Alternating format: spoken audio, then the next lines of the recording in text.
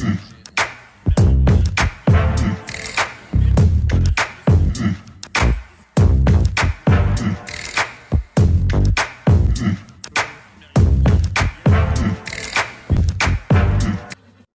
premier président africain, quelqu'un qui a marqué profondément la communauté noire de par son acharnement, son courage, sa détermination au service de la communauté.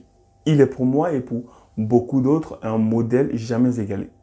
Je salue tous nos fidèles abonnés et aux nouveaux, je vous souhaite la bienvenue sur notre chaîne Causons d'Afrique et d'amour. Ici, nous parlons de l'histoire des Noirs. Nous mettons en avant également des personnalités qui ont marqué notre communauté et nous faisons la promotion des personnes ou des entreprises noires qui continuent de faire progresser notre communauté.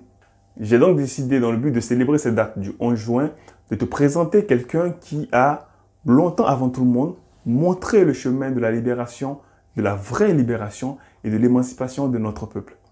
Dans cette vidéo, tu vas découvrir un homme et une histoire bouleversante. Et oui, parce que cette histoire m'a bouleversé. Entre Sentence Bay et Roaring River en Jamaïque, dans une famille de 11 enfants, Marcus Mosiah Garvey et sa sœur seront les seuls à atteindre l'âge adulte, vu le faible taux de l'espérance de vie des Noirs du fait des séquelles de l'esclavage récemment aboli. Son père, issu de la deuxième génération d'esclaves, lui donne le nom de Mosiah, nom très proche des Mensa en Afrique de l'Ouest. Son avenir était déjà tout tracé. Il subit très tôt le racisme et la discrimination et se passionne pour la littérature. À 14 ans, il travaille dans une imprimerie familiale et, pris de passion, décide de lutter très jeune pour les droits des travailleurs au vu de la discrimination raciale présente dans le pays. Cet enthousiasme le pousse en 1907 à participer à sa première grève des syndicats des imprimeurs. Après une crise économique qui frappe la Jamaïque, il perd son emploi et retrouve plus tard un autre emploi dans une librairie, où sa vie bascula. Inspiré par un certain Robert Joseph Love, poète, journaliste et avocat, qui devient son premier mentor et celui qui finance le voyage de Garvey pour le Costa Rica, puis au Panama et d'autres pays d'Amérique centrale et d'Amérique du Sud dans la quête de découvrir le monde. Horrifié par la souffrance de son peuple dans les pays qu'il visitait, Garvey décide de réagir en dénonçant les conditions des Noirs et en valorisant ceux-ci dans les journaux dissidents. Il est expulsé par la suite vers la Jamaïque. En 1912, Garvey se rend chez sa sœur en Angleterre où il pense avoir plus d'impact dans son combat et fit la rencontre de José Mohamed Ali, un soudano-égyptien qui fut le premier à lui transmettre l'Afrique en lui parlant de la grandeur de ce peuple, de nos ancêtres de la vallée du Nil appelés les Égyptiens.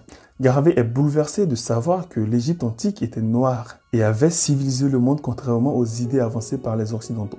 Garvey fit plusieurs voyages en Europe où il s'est mis à étudier les puissances coloniales de l'époque. De retour en Angleterre, il fréquente le célèbre British Museum et découvre la présence d'objets africains pillés du temps des razzias, ce qui le conforte dans son idée de l'Afrique. Dans ses recherches au British Museum, Marcus Garvey fit la découverte d'un ouvrage qui marqua sa vie à tout jamais. Up from Slavery de l'activiste afro-américain Booker T. Washington qui vécut l'esclavage durant son enfance et qui s'est mis au service du peuple noir.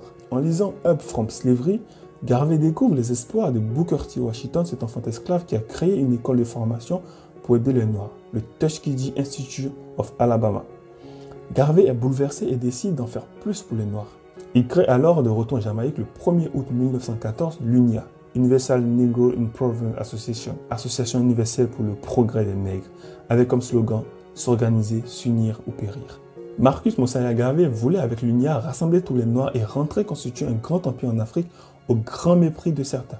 Le but de l'UNIA était clair, œuvrer pour la libération de l'Afrique colonisée et faire de ce continent un puissant territoire. La devise de l'UNIA était « Un Dieu, un destin ».